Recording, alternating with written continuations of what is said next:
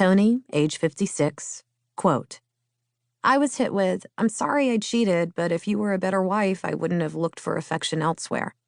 End quote. One of the first things people often notice about gaslighters is that they are masters of the conditional apology. You know, when someone says, I'm sorry you feel that way. That's not an apology. The other person is not taking responsibility for his behavior. He's simply manipulating you into feeling seen by acknowledging your feelings. Gaslighters will only apologize if they are trying to get something out of you.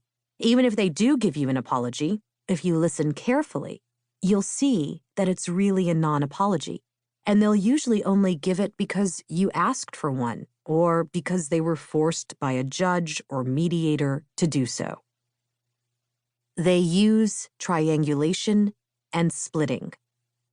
James, age 35, quote, my coworker told me that my gaslighting boss said he was letting me go. Gee, it would have been nice if my boss had told me himself. End quote.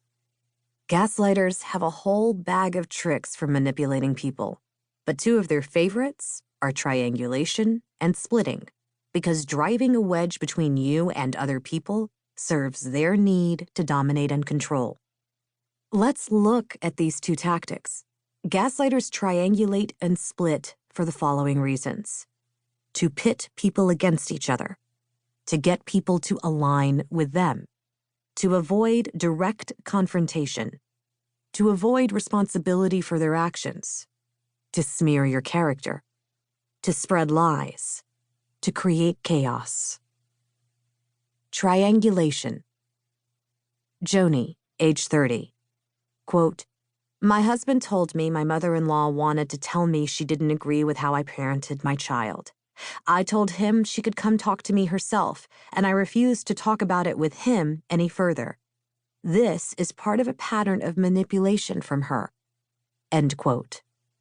Triangulation is the psychological term for communicating with someone through other people.